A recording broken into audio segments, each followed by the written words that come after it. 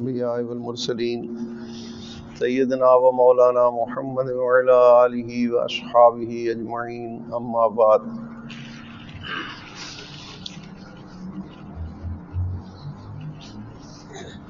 یا ایھا الناس کلوا مما فی الارض حلالا طیبا۔ میرے قابل احترام علماء کرام، میرے معزز مسلمان بھائیوں، یہ ایک اصلاحی مجلس ہے اور ہمارے ہاں اللہ والوں کے ہاں اصلاح کے لیے جو طریقہ بتایا جاتا ہے وہ اللہ کا ذکر اور صحبت یا رابطہ اپنے شیخ کے ساتھ رکھنا، یہ دو چیزیں ہیں جو اس میں مدد دیتی ہیں انسان کو انسان بنانے میں۔ اور ہم نے انسانیت حاصل کرنا، انسان کیسے بنے گا، یہ آپ اکثر حضرات جانتے ہیں کہ انسان بنانے کے لیے اللہ تعالیٰ نے حضور صلی اللہ علیہ وسلم کو نمونے کے طور پر انسانیت کے پاس بھیجا، اور انہوں نے آپ سے انسانوں کے ظاہری طریقے سیکھے کہ ظاہری طور پر انسان کو کیسے دنیا کے اندر رہنا چاہیے اور اس کے باطن کو کیسے، اندر سے وہ کیسا ہونا چاہیے۔ تو اندر کے احوال جو ہیں باطن کے، وہ اس کے ظاہر کی خبر دیتے ہیں۔ مثال کے طور پر ایک آدمی اگر بہت ہی اچھے اخلاق کا ہے، بہت ہی اچھے لوگوں کے ساتھ ہمدردی کرتا ہے، لیکن ظاہری اعتبار سے اس کا حلیہ ویسے نہیں جیسے کہ حضور صلی اللہ علیہ وسلم کا حلیہ مبارک ہے، تو اس کا مطلب یہ ہے کہ اللہ تعالیٰ نے اس کے اندر کچھ باتیں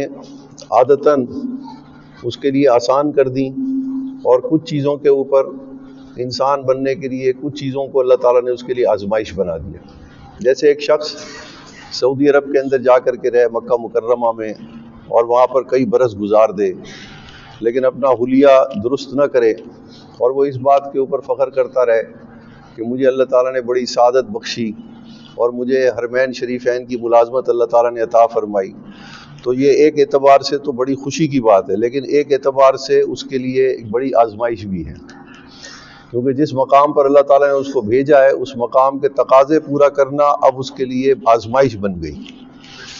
اسی طرح سے اگر اللہ نے کسی کو ایمان نصیب فرما دیا یا کسی کے اندر کچھ عادتیں اللہ تعالیٰ نے پیدائشی طور پر اچھی رکھ دیں، اور وہ یہ سمجھے کہ میں انسانیت میں کسی کو نقصان تو نہیں پہنچا رہا، میں خود تو ٹھیک ہوں، میں انسانیت کے ہمیشہ بھلائی اور فائدے کی بات سوچتا ہوں، لیکن خود اس کا اپنا عمل، ظاہری عمل جو ہے وہ حضور صلی اللہ علیہ وسلم کے شریعت کے تابع نہیں ہے۔ مثال کے طور پر دوسروں کی ہمیشہ مدد کے اندر لگا رہتا ہے، لیکن چہرہ اس کا حضور صلی اللہ علیہ وسلم کے چہرے سے نہیں ملتا، آپ کے لباس کو وہ پسند نہیں کرتا، تو اللہ تعالیٰ نے ہر علاقے کے اندر، ہر قوم کے اندر کچھ عادتیں خود سے ہی اچھی رکھ دیں، اور کچھ عادتیں اس کے لیے اختیار کرنا اللہ نے آزمائش بنا دی۔ تو اب دھوکہ انسان کو یہاں سے ہوتا ہے کہ انسانیت، یعنی انسانیت کا مطلب کیا لیتے ہیں؟ انسانیت کا مطلب لوگ یہ لیتے ہیں کہ بھئی وہ انسان اصل میں وہی انسان بہتر ہے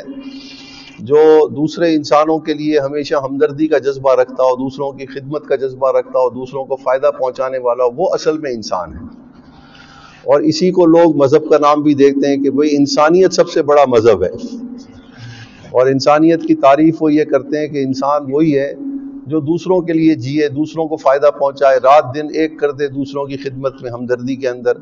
بس یہی نجات کے لیے کافی ہے، یہی دین ہے، یہی اسلام ہے، بھئی انسانیت سب سے بڑا مذہب ہے۔ یہ نعرہ ہم آج کل سنتے رہتے ہیں۔ تو بے شک انسانیت سب سے بڑا مذہب ہے، لیکن انسانیت کی کون سی تعریف؟ وہ جو میں اور آپ کریں، یا انسانیت کی وہ تعریف جو اللہ تعالیٰ نے حضور صلی اللہ علیہ وسلم کے ذریعے کی ہے؟ تو ہمیں یہ دیکھنا چاہیے کہ ہم انسان بننے کے لیے ہمارے اوپر کچھ ظاہری پابندیاں بھی اللہ تعالیٰ نے لگائی ہیں، اس کا تعلق بھی انسانیت کے ساتھ ہے، اور اسی طریقے سے کچھ پابندیاں اللہ تعالیٰ نے ہمارے باطن کے اوپر لگائی ہیں، اور ان باطن کی پابندیاں جو ہیں، مثلا یہ ہے کہ باطن کی پابندی ایسی ہے جو ہم کسی دوسرے کو تو نظر نہیں آتی، لیکن خود انسان جانتا ہے کہ یہ میرے اندر خرابی ہے کہ نہیں ہے۔ مثال کے طور پہ اللہ تعالیٰ نے ہمیں ایسا پاکیزہ زندگی گزارنے کا طریقہ دیا جس کو دین کہتے ہیں، جس کے اندر آپ کسی دوسرے آدمی کے بارے میں اکیلے بیٹھ کر کے کوئی غلط بات سوچ بھی نہیں سکتے اس کو نقصان پہنچائیں۔ اب خود سوچئے کہ سوچ تو آپ رہے ہیں، بیٹھے بھی اکیلے ہیں تنہائی کے اندر،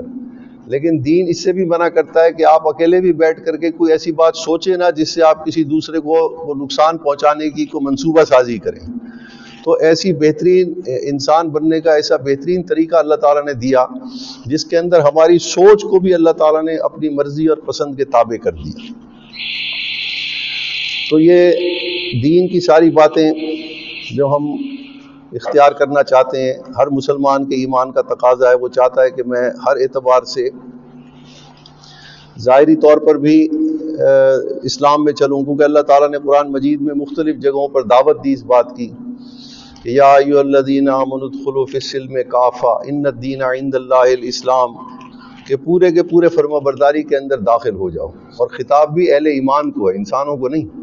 جو پہلے ہی اللہ تعالیٰ کو مانتے ہیں ان سے اللہ تعالیٰ کا ایک اور تقاضا بھی ہے، اور وہ تقاضا یہ ہے کہ ماننے کے بعد اب پوری کی پوری فرما برداری میری کر کے دکھاؤ، پورے کے پورے فرما برداری کے اندر داخل ہو جاؤ، اپنا ظاہر بھی اور اپنا باطن بھی سنوار لو، اور ایسے بن جاؤ جیسے کہ جو نمونہ حضور صلی اللہ علیہ وسلم اور صحابہ کا پیش کیا گیا۔ اور یہ کوئی انسان بننے کا جو سفر ہے، اسی کو اللہ والوں کی زبان میں سلوک کہتے ہیں، جس کے اندر ہم اپنے ظاہر اور باطن کو سنوارتے ہیں اور ایسا بننے کی کوشش کرتے ہیں جیسا کہ حضور صلی اللہ علیہ وسلم نے اور اللہ تعالیٰ جیسا ہمیں بنانا چاہتے ہیں۔ اس کی ایک چھوٹی سی مثال یہ فقیر دیا کرتا ہے کہ انسان کوئی عمل کرتا ہے تو اس عمل کو کرنے کے لیے اس کی ارادہ اور سوچ مختلف ہوتی ہیں۔ یہاں پہ جتنے افراد بیٹھے ہوئے ہیں، ہم میں سے جو شخص بھی دین کے کسی عمل کو اختیار کرتا ہے تو اس کو عمل کرنے کے اختیار کرنے کے پیچھے اس کی سوچ مختلف ہوتی ہے۔ کوئی آدمی تو اس لیے دین پر چلتا ہے، داڑھی رکھتا ہے، پگڑی پہنتا ہے، نماز شروع کر دیتا ہے، روزہ رکھتا ہے، اس لیے کہ اس کو یہ خوف ہوتا ہے کہ اگر میں نے ایسا نہ کیا تو میرے لیے آخرت جو ہے وہ اندھیرا ہو جائے گی۔ تو وہ خوف کو اپنے اوپر مسلط کر کے اور اللہ تعالیٰ کی فرما برداری اختیار کرتا ہے۔ یہ بھی بہت اچھی چیز ہے۔ کوئی شخص اس وجہ سے اللہ تعالیٰ کی فرما برداری اختیار کرتا ہے کہ اس کو یہ احساس ہوتا ہے کہ میں فرما برداری کروں گا تو میری آخرت کے اندر مجھے یہ انعامات ملیں گے، جن کو ہم فضائل اعمال کہتے ہیں، کہ ایک نیکی کے بدلے اتنا کچھ ملے گا۔ ایک دفعہ میں سبحان اللہ کہوں گا تو مجھے اتنی نیکیاں ملیں گی کہ اللہ تعالیٰ زمین اور آسمان کو نیکیوں سے بھر دیں گے میرے لیے۔ تو وہ اس وجہ سے اللہ تعالیٰ کی فرما برداری اختیار کرتا ہے۔ لیکن یہ فرما برداری جو ہے یہ محدود درجے کی ہوتی ہے، یعنی ہم اس میں پورے کے پورے دین پر نہیں چلتے، صرف اتنا چلتے ہیں جس سے ہم بچ جائیں عذاب سے۔ اگر خوف ہمارے اوپر طاری ہے تو ہم پھر یہ تلاش کرتے ہیں ایسے اعمال کے جن سے ہم بس آخرت اور قبر کی تکلیف سے بچ جائیں بس۔ تو یہ بھی ہم پورے ابھی فرما برداری میں داخل نہیں ہوئے، کیونکہ ہماری نیت جو ہے، ہمارا ارادہ جو ہے چلنے کا وہ بہت محدود ہے۔ تو ہم وہ اعمال دیکھتے ہیں جن سے ہماری بس نجات ہو جائے۔ اسی طرح سے جو آدمی آخرت کی